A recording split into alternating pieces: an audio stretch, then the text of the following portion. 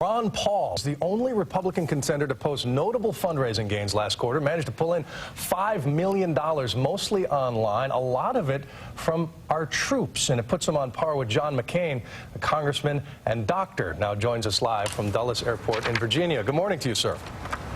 Good morning. Thank you for having me. Oh, our pleasure. So why do you think you are the only Republican to call for an end to this war, to break with the president? Well, I think it's a message people want to hear, and I've been talking this way for a long time, and we finally got some attention, and the people are rallying behind this, and they're willing to put their money where their mouth is, and the campaign keeps growing, so we're very pleased with what's happening. You don't do any hand-wringing when it comes to how we leave Iraq and what it means for the future of our relations in the Middle East? I'm real sorry I didn't get that last sentence. Well, you know, so much concern about how we pull out and the Iraq we leave.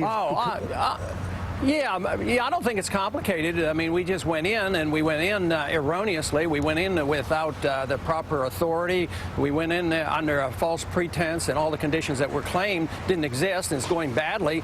So I think we should just leave, because staying there makes things worse. It endangers us. It increases the danger of terrorism. There used to be 600 al-Qaeda before we went in there. Now there are probably 6,000. We don't know. So everything we're doing is backfiring on us. There's too many unintended consequences.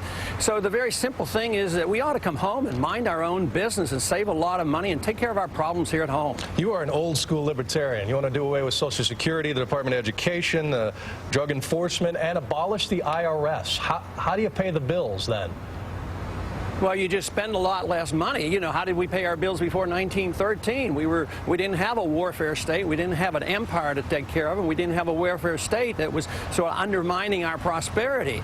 So I would say, why don't we look to our history and look to our traditions, look to see how markets work and look to see how freedom works, pay attention to the Constitution. We really don't need an income tax. I mean, if you didn't have an income tax, you'd have the same amount of income as you had about 7 years ago. So it's not like it's the end of the world, but you have to cut back spending. The easiest place to cut back politically is overseas. We're spending nearly $1 trillion overseas maintaining an empire which does nothing more than get us into trouble and undermines our national defense. Well, you can see why you are a big hit on Facebook. You're right below Paris Hilton, right above Mario Lopez on blog searches. But how do you take this to the next level? How do you compete with the big money guys?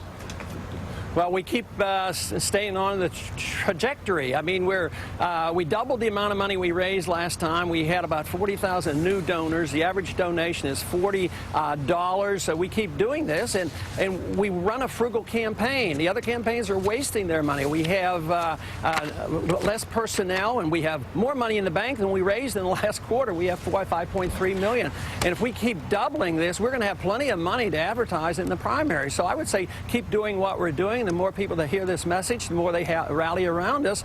And it's such a great message. It's a message of freedom and what America's all about prosperity and hope. Thank you, Congressman. We appreciate your time. We'll let you catch your plane. Thank you. Ron Paul. Thank you.